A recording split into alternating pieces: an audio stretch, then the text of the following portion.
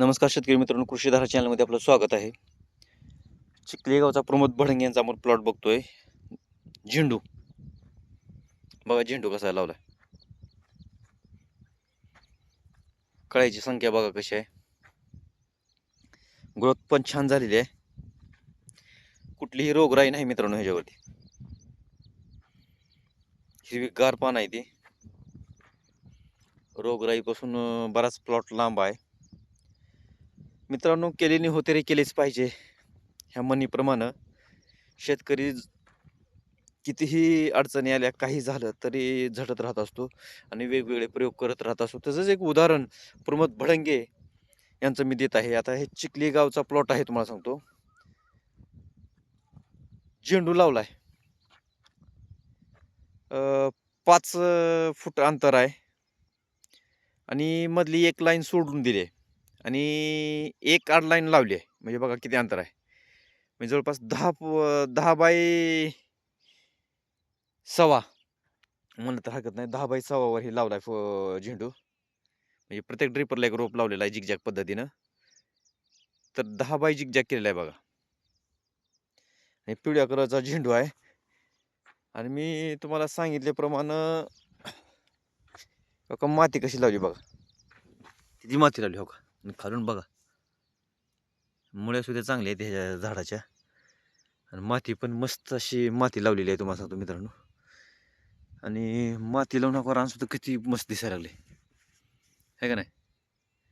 आणि दुसरी गोष्ट तुम्हाला दाखवायची म्हणलं तर मित्रांनो, हे बघा तूर कशी लावली बघा. मधला जी पट्टा सोलला आहे त्या मधल्या पट्ट्याला जवळपास 1 फूट अंतर आहे मधला. 2 झाडाच्या मधला 1 फूट अंतर आहे बघा मित्रांनो. अशी तुरीची लागवड केलेली आहे.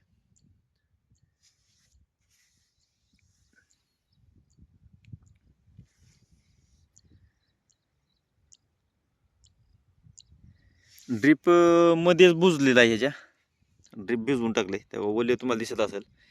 हे मधल्या बाजूने भिजले ते माती लावल्यामुळं. तर अशा पद्धतीमध्ये मित्रांनो प्लॉट आलेला आहे. मस्त छान प्लॉट आला आहे बघा. आणि आंतरपीक तूर घेतलंय. तर आता तुरीची झाडं मोठी होती तर झेंडू निघून जाते. आणि निघून गेल्याच्या नंतर परत झेंडू लावायला चान्स येतो भरपूर राहते. आणि जर समजा तुरीची झाडं जर फोपावली तर झेंडू लावायची काही गरज नाही. एवढं भरघोष पीक तुरीचं होऊन जाईल मित्रांनो. तूर पण कशी छान दिसायला बघा. एका लाईनमध्ये एकदम परफेक्ट आहे का नाही.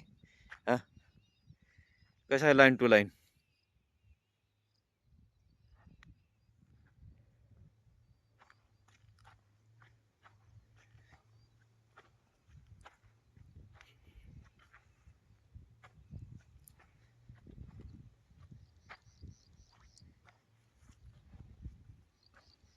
झेंडू पण मस्त आहे बघा. आणि मला हे आंतरपीक लय आवडलं मित्रांनो. आंतरपीक किती मस्त आहे बघा. हा, आहे का नाही. तूर तूर मला सांगा, एवढं खेळतं वातावरण राहिल्यावर किती मस्त तूर येईल. हा, तूर किती मोठी फोपावर ही लक्षात घ्या तुम्ही. हा, हे जी मोठी बुड होतील एकदम. कारण एवढ्या दोन्हीच्या मध्ये अंतर आहे. आणि ह्याला सगळ्यात महत्त्वाचं म्हणजे पाणी जे आहे ते ठिबक नाही, नॉर्मल पाणी आहे उगं. आणि ह्याला पाणी आता जवळपास पाऊस पडल्यामुळं काय चालू केलेलं नाही.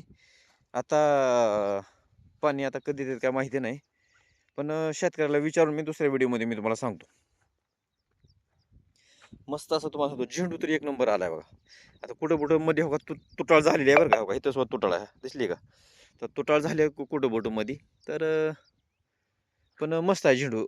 म्हणजे ग्रोथ बी छान आहे. थोडंसं आहे कमी जास्त वगैरे बरं का. पण रानाचा इफेक्ट असू शकतो. आणि दुसरी गोष्ट म्हणजे वातावरण बी स्टेबल नाही ना सध्या, पावसाळा असून सुद्धा.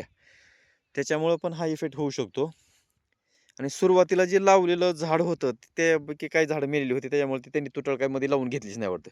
त्याच्यामुळे तुटाळ थोडी जास्त दिसायला लागली.